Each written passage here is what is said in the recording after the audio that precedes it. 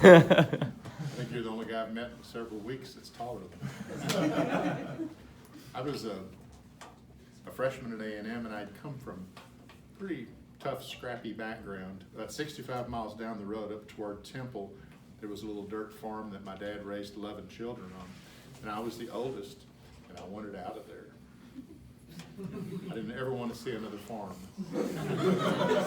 or tractor. I remember when I turned 16, he said, I was going to get you a car, but there was this John Deere tractor that was such a good deal, I got that for you instead. So he never had a real good sense of what kids really like, but he liked having kids, so he did a great job.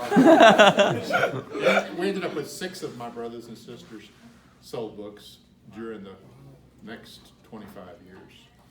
And so I came from a tough place, and I was here on what's called an opportunity award. It used to be half of what you needed to go to A&M. I got $600 my freshman year as opportunity award money, and I only spent $1,200 my entire freshman year paying all my own bills, everything.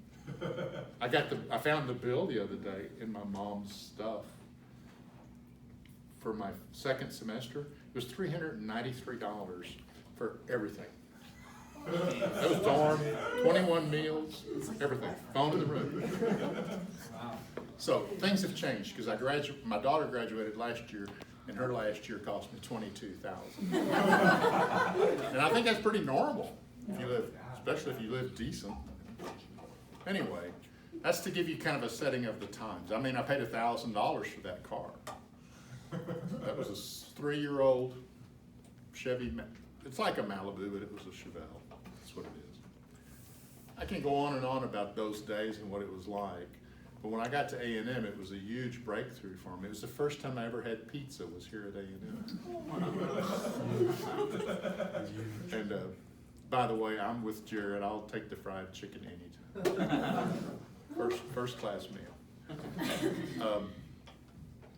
I went to a meeting. I'm going to make a little bit of fun of some people, and I hope you don't mind, but there was a guy in our dorm from Pineland, Texas. Anybody know where Pineland is? His name was Boyd Wells, and he didn't talk that fast. He came up to me in the hall and he said, "Fish Greene, you ought to go sell Bibles with us." It's real appealing. He said, "We're having an interview at the MSC." He said, "If you want to study tonight, you can stay here and study. You can go to the interview." And I said, "I'll go to the interview." It was an odd situation. My sales manager, his name was Al Godwin, and he was being trained for his first year as a sales manager by a fellow that was a vice president at the company. And he was already bald, but he had these huge eyebrows, and his name was Spencer Hayes. And he was doing the interview that night to show Al how to do it. And it never came up for me as an important thing until a few years ago. Spencer and I had a relationship that lasted over 50 years, and I was able to attend his funeral a couple years ago in Nashville. And I never realized he was 80, but he had to be. He was 30 years old when I met him. He's 80 years old, and he amassed an amazing fortune, built the Tom James Company. But he was a wonderful man, and he recruited me that night, and it stuck. I decided I would go home and tell my parents, not only was I not going to be at home for the summer, I was going to go off to somewhere, and sell Bibles. And my parents are Catholic. 11 children, should have told you. And the Southwestern Company has never been focused on pushing the Catholic religion. They're an old-fashioned company that sold the books that sell in the South, the King James Version. I did have a lady one time come to the door and tell me, "I don't want no King James Version. I want one of them revived versions." And I said, "Sounds pretty good." That's the worst joke I've got. So. But I wasn't a Bible student, and I wasn't.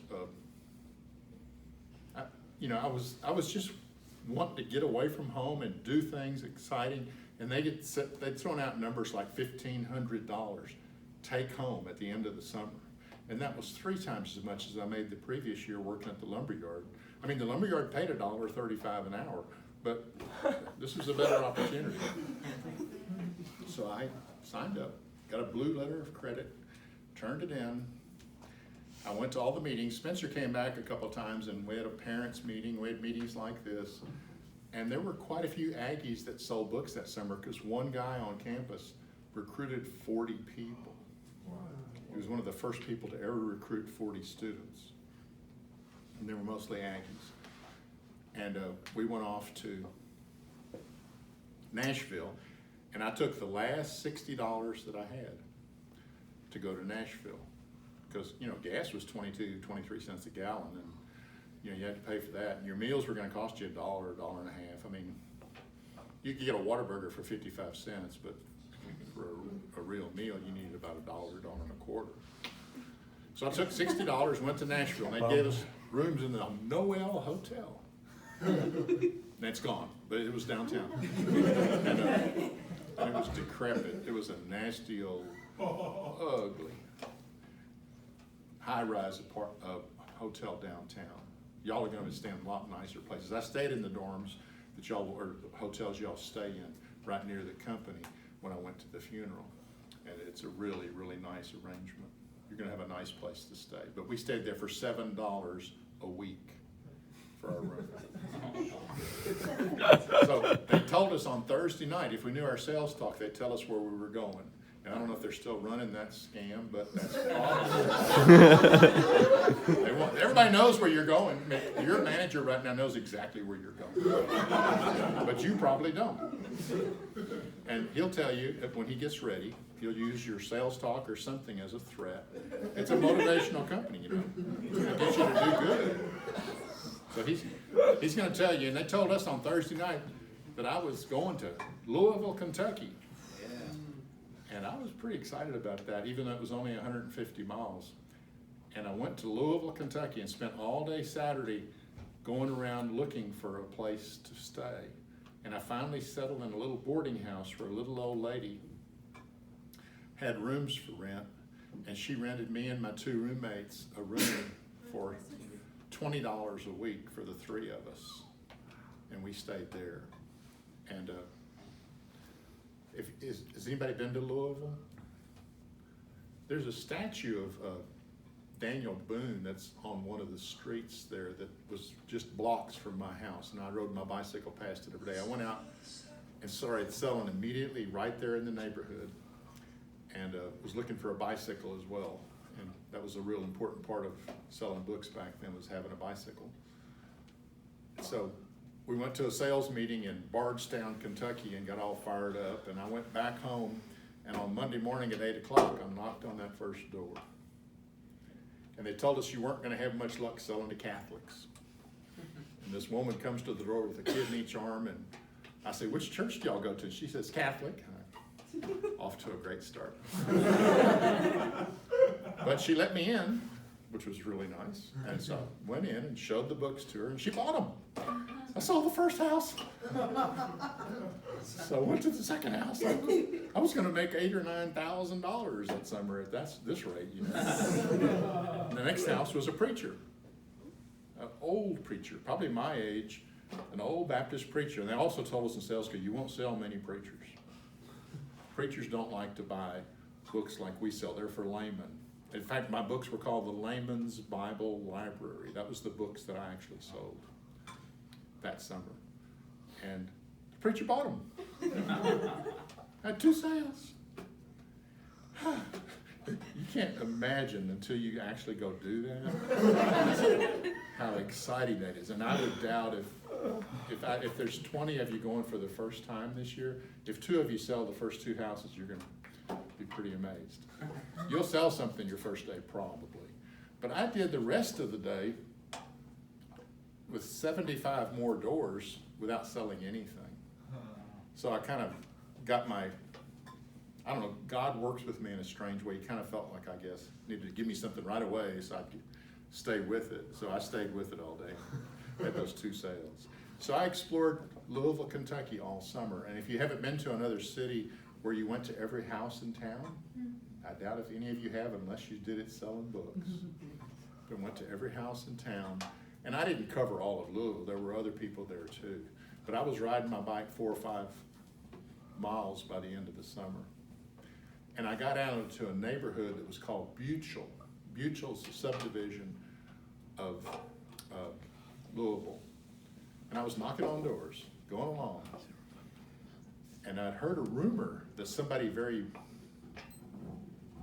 influential and well-known lived there.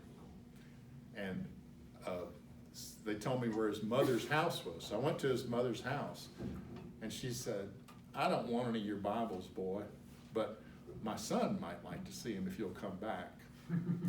So I came back that night at 8 o'clock it's called a gravy call. You go back to a house after you've already been there and call them again because you think you've got a possibility.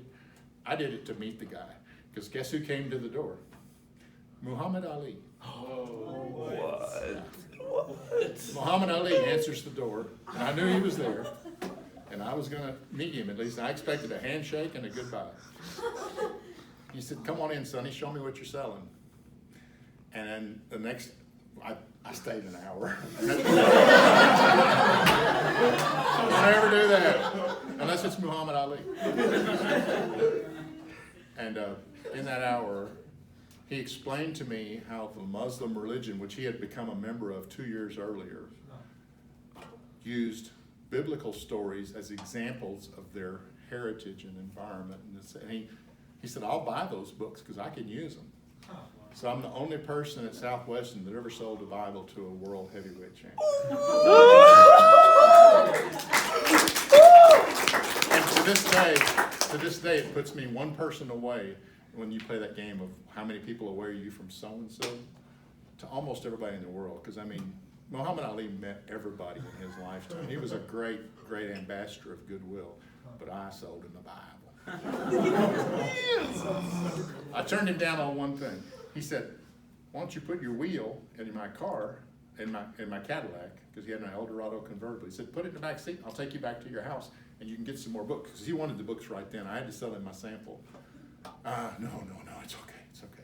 I rode the bike all the way home, got my sample, and got another sample, and went back out and sold some more that night. Because it was only 8 o'clock when I left his house, and we had to work 12 hours a day.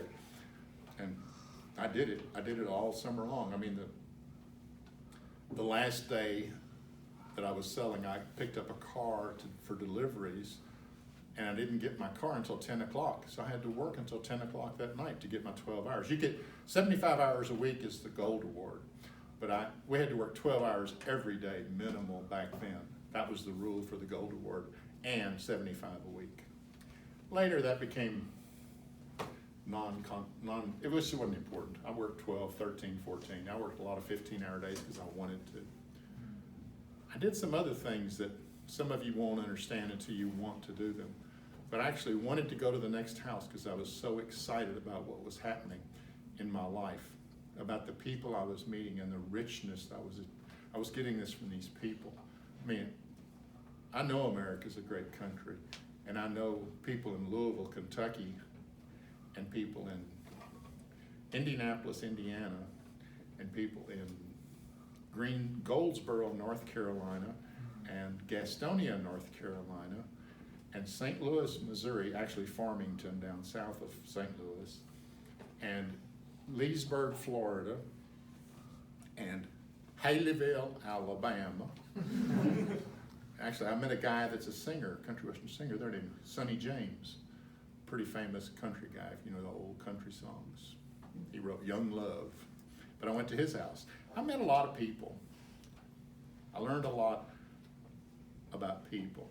But I want to make sure you get one message tonight before I leave, and that the most important thing that I learned was about myself. I found out so much more about who I was and what I had going on than I ever knew. I mean, being raised on the farm with a bunch of brothers and sisters and just kind of going through a little high school and going off to A&M and you know, pretty much at A&M my freshman year was just survival. And the first time I ever got to see an F by my name. But I survived my freshman year, and then I discovered the MSC had a pool hall, and made it through several years just at the pool hall and the coffee shop and going to classes. And then I got serious and went to graduate school. I had to get my grades up to get to graduate school, but I learned a lot here. There's no taking away from what I got from this place. And 3 of my kids have come here as a part of, I know I had something to do with that. And I'm glad about that. But I learned the most about myself knocking on doors. Who's coming to the door? One day a really irritable woman came to the door. And she was on a tear. And she said, "You get off my porch and out of my yard and don't ever come back to this house." And I'd been told about this from another guy who did it. Well, he said he did it. So I did it. I ran around to the back door and knocked again. And she came to the back door and she was just stunned. And after I finished saying hi, I'm just out calling all the church people in the neighborhood, "May I come in?" And you'd always wipe your feet and reach for the door. Be assumptive, you know. Wipe your feet, reach for the door and say, "May I come in?" And I went in nearly every house I went to. But that one I still didn't get in. She slammed the door and went off. But I got so much self-satisfaction out of having the nerve to go to her back door. And I had a sheriff in Alabama one summer tell me, "Well, son, we've had a lot of problems with you boys selling those Bibles, and I tell you what, let me hear you sell a Bible. Show me your sales talk." So I gave it to him. And I finished, and he said, "No, I don't think I'd be interested." I said, "Yeah, I know what you mean. You know, some people ask me questions about so-and-so and so-and-so." And I'd go, it was the second close, and I went back to the books. And I closed him 3 times like you're supposed to, because I just had a habit of doing that. You always close 3 times at least. It wasn't really a demo if you didn't do that. And so I did that, and when I finished, he said, "No, I'm not interested." He said, "But I'm going to tell you one thing." He says, "If all them Bible salesmen were like you and weren't so damn pushy, they would all do a lot better out here." And I closed him 3 times. It never occurred to me.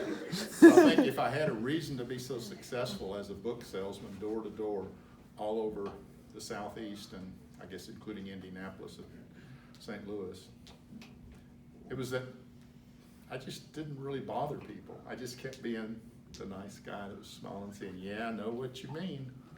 Sure is nice to be here in Louisville." My first day I said Louisville.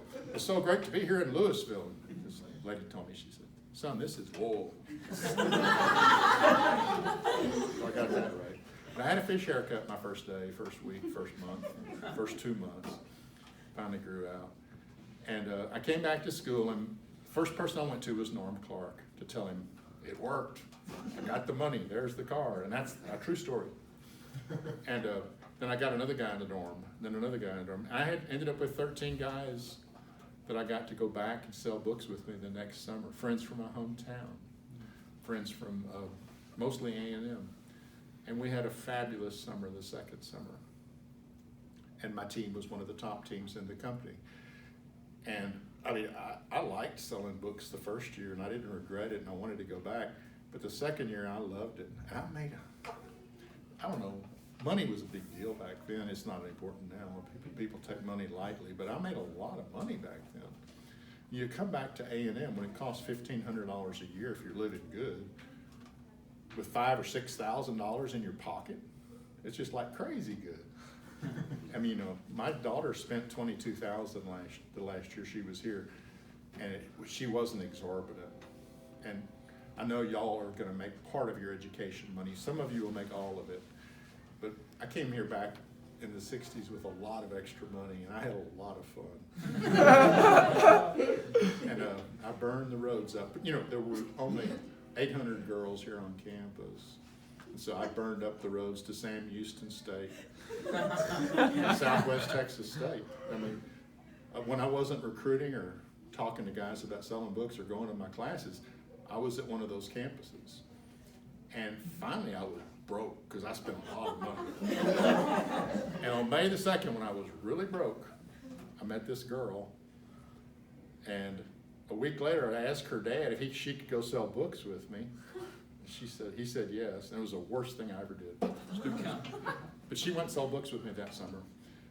And we got married in the fall, and I've still got my 3 beautiful sons thanks to Judith. And it was somebody I met on campus after I'd run out of money. So don't think you know the answers. It's not necessarily the way you planned. There were a lot of adventures in the other summers. A lot of great things happened to me. Recruiting Rick Perry was sort of another guy, Keith Chapman, who's a Yale leader, a former Yale leader here. You guys in the Corps probably know him. He actually recruited Rick, and then Rick was in my organization. But my organization grew to nearly 100 guys, and it was a wonderful, rich experience for me.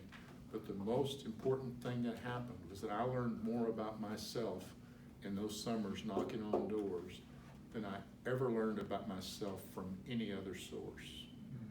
You can do all sorts of things to discover who you really are.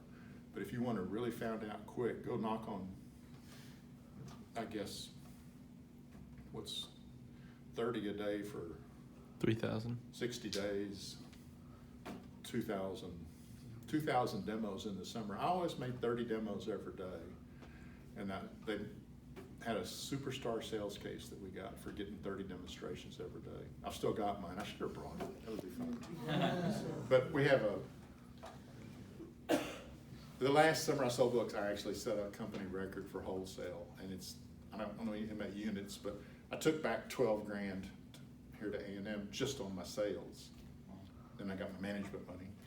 And my 12 grand, I went to a dealership and I bought a brand new Mercury Cougar XR7 for $4,000. That tells you a little bit about the kind of dollars I had. 12,000 clear, and it brought a third of it, bought a brand new car.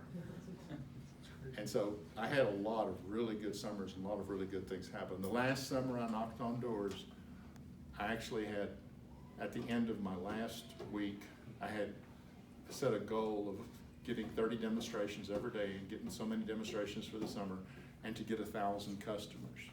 And I had 1,003 customers at the end of that. Oh my gosh. End of that summer. And some of them just bought a Naves topical, which was $20. But I sold a lot of books to a lot of people and had a lot of fun. But the most important thing that happened was that I learned who Richard Greene really is and what he's all about. And there are times when Richard Greene's not all that great a guy. He's just Richard Greene. But there's a lot of times when I really feel good about what I've done with my life and how I've spent it and how I've raised my kids and my 5 grandkids. And I got 6 of my brothers and sisters to go out and sell books, and I feel really good about that. And hundreds of kids across Texas, including, I guess, John's dad indirectly. Yeah. So it's really kind of cool. And it's a heritage that only a few people have. And I don't know if y'all know this or not, but one of the senators is a wife of a former sales manager. She was a sales manager too, and I worked with her husband as a sales manager in 1974 and 75, and he married Marcia Wedgeworth, who became Marcia Blackburn, who's now the senator from Tennessee. So she's on the list of many people that sold books. Y'all have any questions about anything that I said that didn't make any sense? Did I cover what you wanted me to? That was perfect, yeah. Okay. You okay? Questions? Yeah. Do you still have the Chevelle? You know where Navasota is? The year that A&M beat Texas 10-7 and went to the Cotton Bowl in 1967. 67 we won, 68 went to the Cotton Bowl. Well, that Chevelle was going down Highway 6 and almost in Navasota, the driver went to sleep. He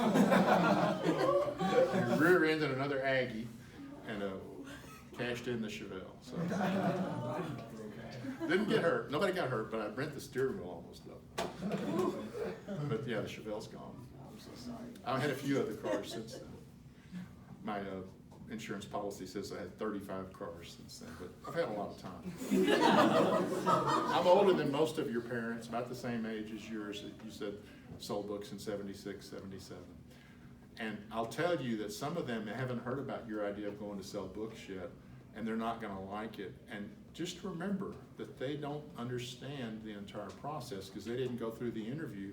They don't know what it takes to find yourself and become a success in life these days. They remember the 60s and the 70s, and it was different. Y'all are going through a lot of stuff we never dealt with, and we didn't deal with all of it real well. Some of us didn't do as well as we could have. But one of the best ways to do as well as you possibly can is to go sell books, find out more about yourself. You don't have to do it every year for the rest of your life.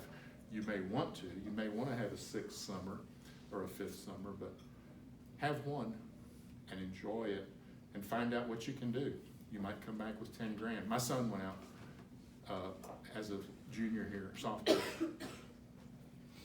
and I was scared to death because he was actually on the book field when he was 2 years old at sales meetings. He saw me get a pie in the face a dozen times. So when he sold books, it was like, wow, this is a complete circle. He's born in 73 and he sold books in 93. He went out his first summer and cleared 10 grand. And that's a while back too. He was a top sales guy that year. And he did just as well the second year as well. Then he graduated. Now he's a broker down in Houston for a little company called J.P. Morgan. And one of my other sons works for Conoco. Another one's a musician in Austin. He's probably the happiest of all of them. He runs Emos. Emos? I performed there one year. Yeah, he runs the place for Live Nation. And I've got a daughter who's just out of here and doesn't know what she's gonna do. Any other questions? Yeah. You said you have conversations with past bookmen. What do you guys talk about? Like, when you connect over books, what's the first thing that comes out? Well, we want to know where you sold, and I want to tell you where I sold, and we talk about that kind of shallow stuff, but we finally get around to what did it mean to you. And what it meant to most people was, first of all, a way to pay their way through college on their own, to get that independence that some of us really love. And secondly, this self-discovery thing it's such a big part of these years. And a lot of guys are going to be 27, 28, 29 years old and still not know what you know about yourself after that first summer. And you're going to be competing with those guys for jobs for the rest of your life. My son told me when he got his first job as he worked for Robert Half and Associates as a placement person, and that first job, real job that he had out of college, he said it was all about the fact that I sold books. They loved it. They wanted to hear more about it, and that's still true today. If you take that into an interview with you, you've got the upper hand on the other people. That and an Aggie ring will get you anything you need. Yeah. Oh, I thought you were raising your hand. You just give me the thumbs up on the fried chicken, right, Jerry? I sure enjoyed this. Thank you for letting me come out. Yeah.